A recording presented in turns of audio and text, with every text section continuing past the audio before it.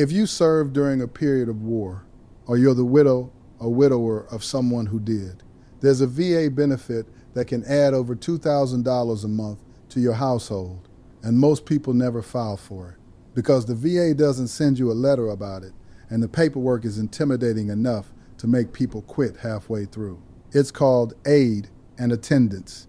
It's designed to help cover in-home care, assisted living, or nursing home costs for wartime veterans and their surviving spouses who need help with everyday tasks. Two assumptions keep people from ever applying. They think their income or savings rules them out, or they think they weren't really in the war, so it doesn't count. Both of those assumptions cost families real money every single month. Make sure to hit subscribe and turn on notifications right now, because every week I cover the real financial information that affects seniors directly. The rules that changed, the protections you already qualify for, and the steps that actually make a difference. This is exactly the kind of content I put out every single week, and you do not want to miss it. Now let's get into it. This benefit exists, it's fully funded, and the VA is under no obligation to come find you. They don't mail out notices saying you qualify for an extra $2,000 a month.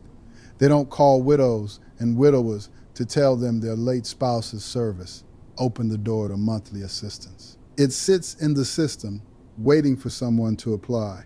And the application is dense enough that a lot of people abandon it before they finish. If content like this is useful to you, subscribing helps you catch these deep dive breakdowns before deadlines or windows close. Now, let's get into who actually qualifies. Group 1, wartime veterans who need help with daily living. If you served on active duty for at least 90 days, with at least one of those days falling inside a VA-recognized wartime period, and you now need help with things like bathing, dressing, eating, or getting in and out of bed, you may qualify for the Aid and Attendance Pension. Here are the current numbers, effective December 1st, 2025 through November 30th, 2026, straight from the VA's published rate tables. A single veteran with no dependents receiving the basic pension alone can get up to $17,441 a year, or about $1,453 a month.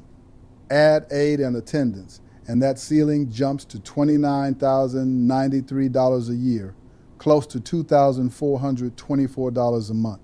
That's roughly an extra $917 a month purely from qualifying for the aid and attendance add-on.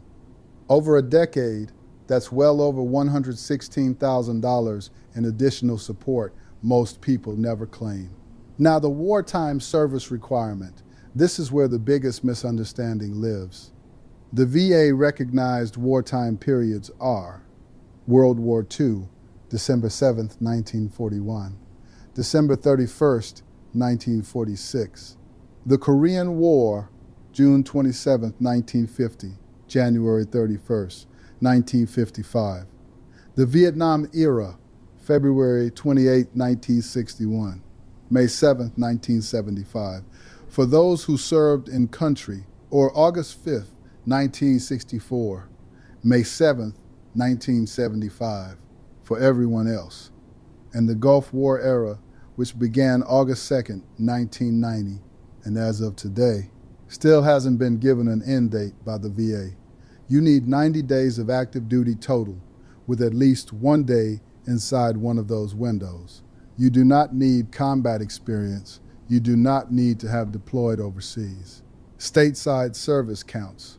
On the medical side, you need help with at least 2 activities of daily living: bathing, dressing, eating, toileting, or transferring, getting in or out of a bed or chair. Or you need to be bedridden, or your corrected vision needs to be 5/200 or worse in both eyes.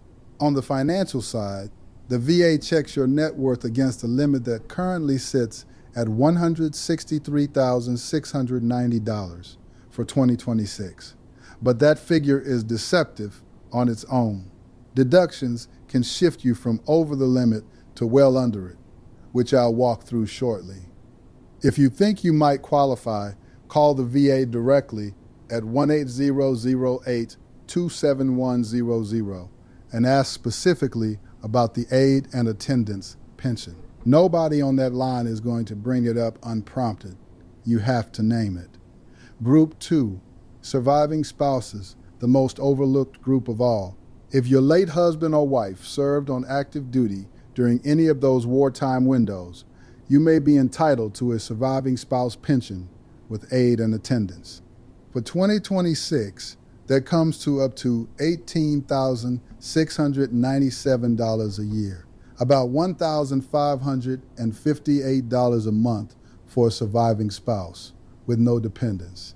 Over 10 years, that's more than $185,000 left unclaimed by families who never knew to ask. Here's the part that surprises most surviving spouses. The veteran's death does not need to be connected to their military service in any way. They could have served during Vietnam, come home, worked a civilian job for 4 decades, and passed away from something entirely unrelated to the military. As long as they served during a qualifying wartime period and were discharged under conditions other than dishonorable, their surviving spouse can potentially qualify. You must be the legal widow or widower, not remarried unless that later marriage ended in divorce, death, or annulment, which restores eligibility. And you must need help with daily activities or be housebound. Plus, meet the same income and net worth tests that apply to veterans. Picture this: a woman in her early 80s whose husband served in the Army during Vietnam, stationed his entire tour at a base in Texas as a supply clerk. He came home, worked as a foreman for 3 decades, and died of an unrelated illness years later.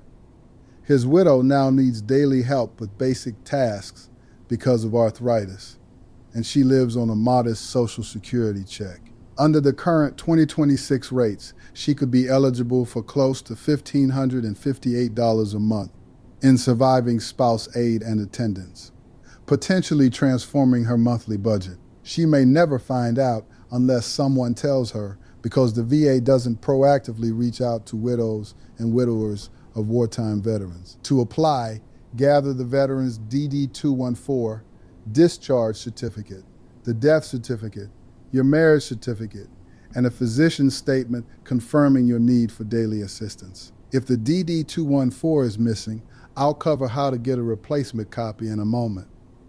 Call 1-800-827-1000 and specifically ask to apply as the surviving spouse of a wartime veteran.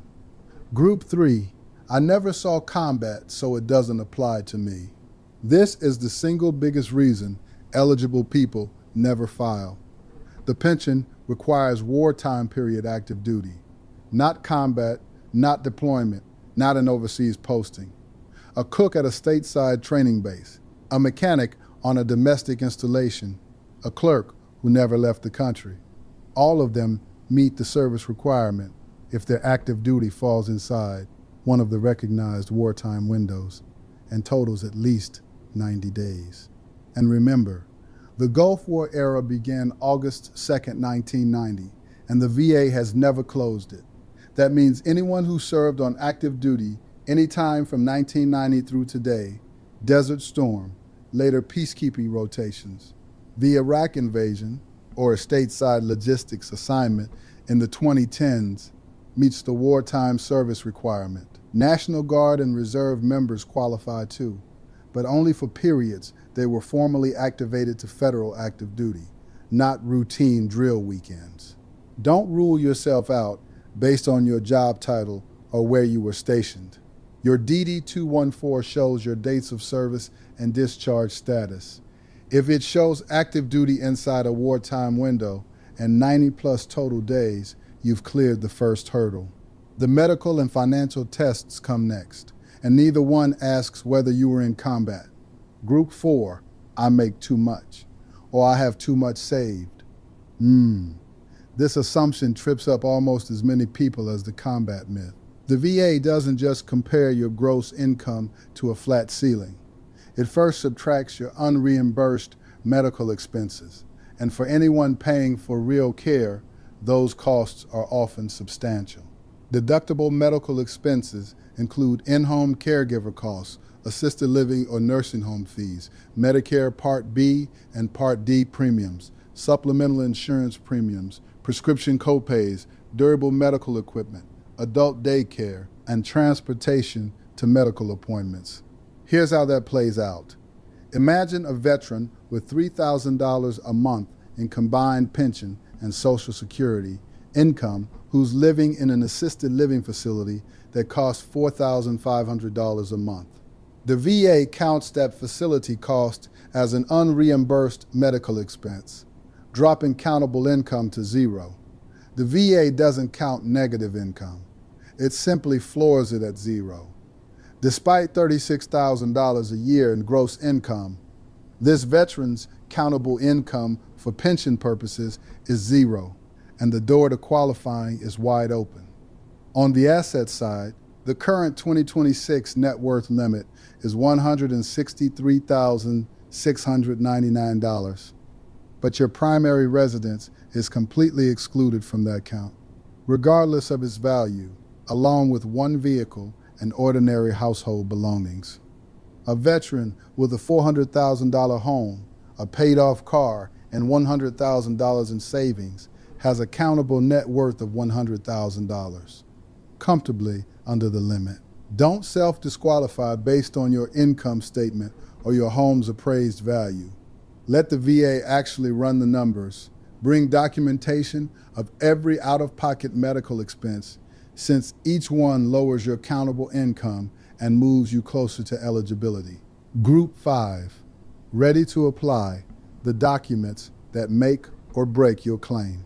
The application is VA Form 212680, but the form is only the container. What you submit alongside it determines whether you're approved in a few months or stuck in appeals for a year. First, your DD 214. If you don't have a copy, request one from the National Personnel Records Center at archives.gov/veterans or call 1314-8010800. Replacement copies can take several weeks to a few months, so start early. Second, and this is where most applications stumble, your medical evidence. A vague doctor's note saying patient is elderly and needs some help gets sent back or denied outright. What the VA needs is specific, which activities of daily living you need help with, why, and how often. A statement that names the exact tasks, bathing, dressing, meal prep, and ties each one to a documented medical condition is what actually moves a claim forward. Third, your financial documentation, Social Security award letters, pension statements, bank and investment statements, and every receipt for unreimbursed medical expenses.